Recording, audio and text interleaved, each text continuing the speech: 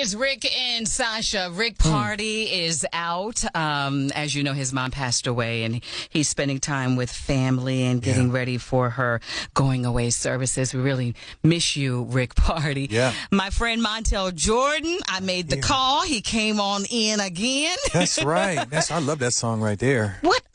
You Deborah wrote Cox. that? That's that Deborah Cox right there. Yes.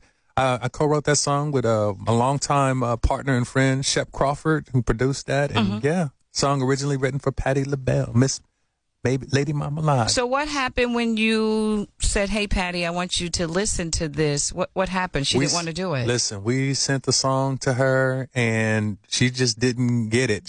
I met her later, and she basically pulled me by my ear, and she was with some friends of hers, and she was like, I heard this record and everybody was telling me, do this record. And she's like, I just couldn't hear it. I couldn't hear it. But Montell, that does make a difference. If you can't feel it, it's not for you, is it? She could not hear herself on the record. And now she does it, I think, when she goes on tour, when she's out doing her concert, she does that song. If she doesn't, Patti, you need to go on and re-record that song because we can go get this money. Come on, let's get this money. Her redoing that? Let's get this money. Come on. Now, how does this work in the record industry? How many people have you written for in some of the songs? I've written for quite a few people. Been very, very blessed. Just with Patti, well, not Patti LaBelle, but with Deborah Cox. We had a #1 record with Cisco, Incomplete. Okay. Really? Yeah. Even though it seems I know the song very well. Yeah, we wrote that song. We've done lots of songs for Lil Mo and Tamia, and nice. Yeah, we had a squad back there. We were getting it in. One of our songs, we did a song with Whitney Houston and Deborah Cox, a song called "Same Script, Different Cast" on his greatest hits album. You wrote that. I'm a co-writer on that song. Yeah. So when you write the songs, how does that equate to dollars for you, the writer, and the person who's just singing the song? The best way I can explain it deals with intellectual property. In other words, what that means is, have you ever heard of Whitney World? No, Whitney World? No. Have you ever heard of Dollywood?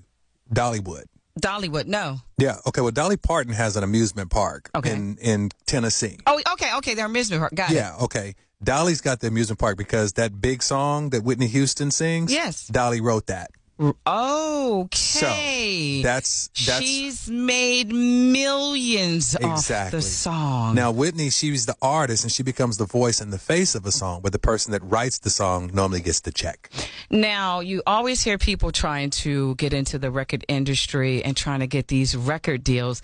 That's not really happening much anymore, is it? It changed now. I mean, the business just changed because the record label was a way to help you get to your audience. And now a lot of people can go just direct to audience. You can go direct to market. But it is helpful, I guess, if you have a label that has the resource to be able to, purchase the different things to get you in front of an audience. But if you have an audience and you can just get to them, But if I get to my audience and I'm just putting my music out there, I mean, how am I getting paid? Yeah, you don't really. Okay. I'm just saying you just get all these followers, but I'm not getting any money. Yeah, well, I mean, streaming is now changing. The idea is you hope your fan base connects with your artistry. You want them to purchase your music. Yeah, I want you to stream my new song. I want you to buy it. Go on and drop that. I'm talking to y'all now. Go on and drop that 99-cent. That single out there right now when I'm around you. That's all Montell want. All he want is 99 cents. 9 cents. That's all I want. Now, I'm an artist. I want to sample. I heard your music. I call you.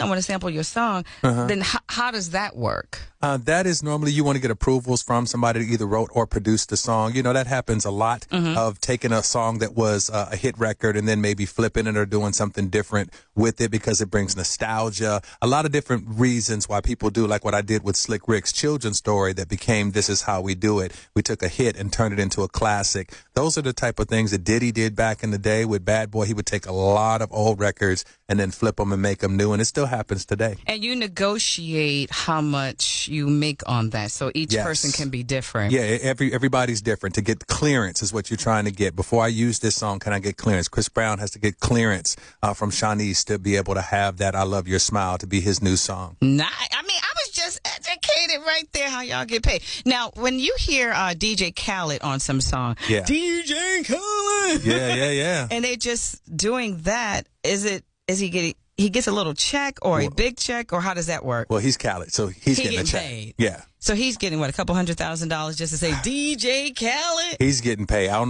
know what he's getting paid, but he's getting paid more than Montell Jordan is. What is your best advice?